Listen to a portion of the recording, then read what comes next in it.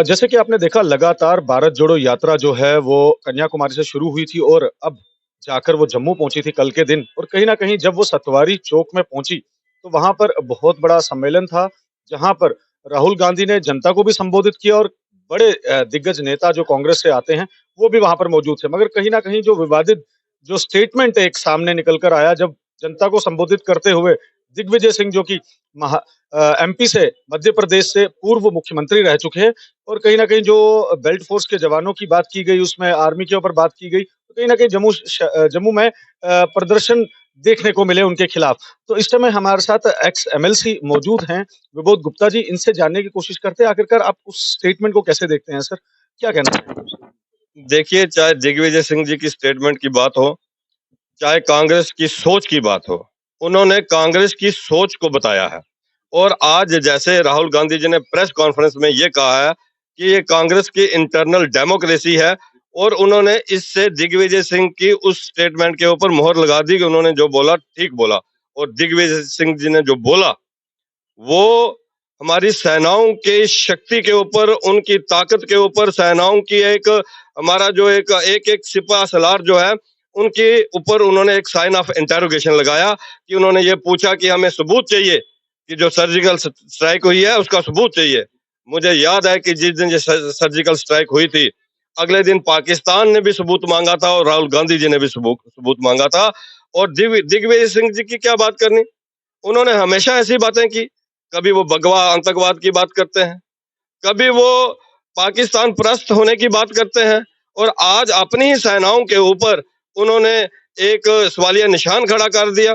Surgical strike को लेकर पिछले दिनों पाकिस्तान की पार्लियामेंट के अंदर उन्होंने एक्सेप्ट किया। उन्होंने कहा कि इस सर्जिकल स्ट्राइक के अंदर हमारे 400 से 500 टेररिस्ट जो है वो मारे गए थे और हमारे इतने लॉन्चिंग पैड जो है वो डिस्ट्रॉय हुए थे। और बार बार बार बार वो जो हमारे सिक्योरिटी फोर्सेज के, हमारे आर्मी के जो जवान हैं, हमारे ऑफिसर्स हैं, अपनी जानों पर खेलकर बॉर्डर पे रह के जीरो -0 डिग्री टेम्परेचर में रह के अपने बच्चों से दूर रह के हमारी सीमाओं की वो रक्षा करते हैं। और कांग्रेस की मानसिकता बार बार उनके ऊपर कुठाराघात करती है। ये भारत कभी भी माफ नहीं करेगा इनको, ये देश कभी इनको माफ नहीं करेगा। जैसे कि उन्होंने एक और चीज़ कही जो पुलवामा अटैक हुआ था जिसमें गाड़ी टकराई थी और हमारे कई सारे जवान उसमें शहीद हुए थे। शहादत भी हुई उनकी और उन्होंने साफ तौर पर कहा कि आज तक भाजपा रिपोर्ट ही नहीं दे पाई इसपे कि वो क्या था, क्यों ऐसा हुआ? ये साफ तौर पर दिग्विजय सिंह के जो बयान है क्योंकि हमारी पूरी टीम वहाँ पर मौजूद थी और उनके स्टेटमेंट्स को सुन रही थी, वो किस तरीके से जनता को संबोधित कर रहे हैं। मगर कहीं न कहीं जो भारत जोड़ो यात्रा है, पहले तो इस स्टेटमेंट की बात करूँगा जो उन्होंने साफ तौर पर वो पुलवामा अटैक को लेकर की। देखिए, मैं फिर आपसे ये बात कह रहा हूँ, उन्होंने जो बोला है वो कांग्रेस की सोच बोली है और कांग्रेस की सोच आज ऐसी नहीं थी। ये 1947 में मैंने जब देश आजाद हुआ उसके बाद जो पाकिस्तान बना, ये किसकी सोच से बना? ये हिंदू और मुसलमान की बात किसने की? पाकिस्तान और हिंदुस्तान के दो हिस्से किसने किए? हिंदू और मुस्लिम में डिवाइड किसने किया? और उसके बाद जिस ढंग से हमारा मीरपुर, कोटली, मुजफ्फराबाद पाकिस्तान को तस्लीम दे दिया और उनके कब्जे में चला गया, नेहरू जी की साजिश के कारण वो चला गया।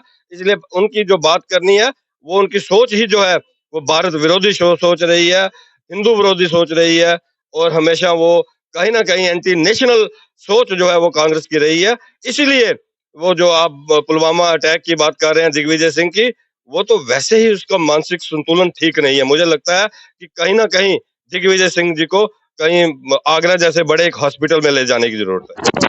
सवाल करूँगा आपसे जैसे कि जम्मू के बॉर्डर पर जब जम्मू कश्मीर के बॉर्डर पर भारत जोड़ो यात्रा पहुंची हुई थी, तो वहाँ पर एक ऐसे व्यक्ति भी थे जो नामी व्यक्ति हैं, पॉलिटिकल करियर उनका बहुत बड़ा है। लाल सिंह की बात कर रहा हूँ मैं। तो उनको एक किस्म का वहाँ से नकारा गया, वहाँ पे सीट नहीं दी गई। क्या लगता है कि अगर वो वहाँ पे उनके साथ जुड़ना चाहते थे, फारूक अब्दुल्ला स्टेज पर थे, क्योंकि कुछ चेहरे ऐसे होते हैं जो अगर कोई नहीं लेट भी पहुँच पाता है तो कम से कम उसकी चेयर रिज़र्व होती है। तो वो तक नहीं वहाँ पर देखिए कैसे कैसे देख रहे हैं? देखिए, ये तो लाल सिंह जी इस बारे में अच्छा बता सकते हैं। इस बारे में मेरा बोलना उचित नहीं है। परंतु फारूक अब्दुल्ला की अगर आपने बात की है, उनकी बात की है, मैं राहुल गांधी से पूछना चाहता हूँ कि 8 साल पहले फारूक अब्दुल्ला जी ने एक स्टेटमेंट दी थी कि पीओजे के पाक ऑक्युपाइड जम्मू कश्मीर पाकिस्तान का है, किसी के बाप का नहीं है। इसकी क्लैरिटी जो है वो राहुल गांधी जी को करनी होगी। पीडीपी के लोग इनके आज यात्रा के साथ थे। महबूबा मुफ्ती ने जो स्टेटमेंट दी थी कि 370 और 35 से हटने के बाद तिरंगे को कंधा देने वाला कोई नहीं रहेगा।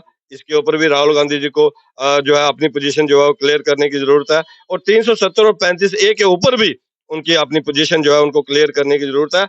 आज 26 जनवरी को जो वो तिरंगा जो है लाल चौक में फहराने जा रहे हैं, ये भारतीय जनता पार्टी, माननीय प्रधानमंत्री और माननीय अमित शाह जी के कारण जा रहे हैं। आज 70 वर्ष वो तिरंगा लाल चौक में क्यों नहीं फहरा पाए? या इस बात का वो जवाब दें। आज खुली सांस में हजारों लोगों के साथ वो कह रहे हैं कि मैं लाल चौक में तिरंगा फहराऊंगा। ये देन सिर्फ और सिर्फ माननीय प्रधानमंत्री नरेंद्र भाई मोदी जी की है। 370 और 35 से हटने के बाद कश्मीर के लोगों ने के अंदर भारत माता की जय के नारे उद्घोष लगने शुरू हो गए। कश्मीर के लोगों के घरों के ऊपर तिरंगे झंडे फहराए जाने लगे, क्योंकि जैसा राजा होता है वैसी प्रजा होती है। आज हर कश्मीर के अंदर मोदी जी की चर्चा होती है, मोदी जी के कामों की चर्चा होती है। पहले राजा अब्दुल्ला फैमिलीज और मुफ्ती फैमिलीज रही, उन्होंने हमेशा अलगाववाद, आतंकवाद और पत्थरबाजी को बढ़ावा दिया, हमेशा पाकिस्तान को की लाइन के ऊपर काम करने की कोशिश की, और उग्रवादियों को पैदा करने में इनका बड़ा रोल है। लिहाजा मैं इतना जरूर कहना चाहूंगा कि इन सब बातों के ऊपर राहुल गांधी को अपनी पोजीशन क्लियर करनी चाहिए। बहुत शुक्रिया बात करने के लिए। इस टाइम हमारे साथ जो मौजूद हैं जिनसे हमारी बात चल रही थी, एक्स एमएलसी हैं विबोध गुप्ता जी, जिन्होंने साफ तौर पर काफी सारे सवाल जो हैं वो राहुल गांधी और कांग्रेस पार्टी के ऊपर उठाए हैं और कहा है कि उनको काफी सारी चीजों का जवाब देना पड़ेगा और अपना स्टैंड क्लियर करना पड़ेगा राहुल गांधी को, जो दिग्विजय सिंह के स्टेटमेंट्स को लेकर भी और कहीं ना कहीं जम्मू कश्मीर में धारा 370 और 35 से और राहुल गांधी को इसका जवाब जरूर देना पड़ेगा। ये सीधी बातचीत चल रही थी हमारी विबोध गुप्ता जी के साथ चल रही थी। मेरे कैमरा पर्सन के साथ विनीत कार्लो की विशेष रिपोर्ट समीक्षा न्यूज नेटवर्क के लिए।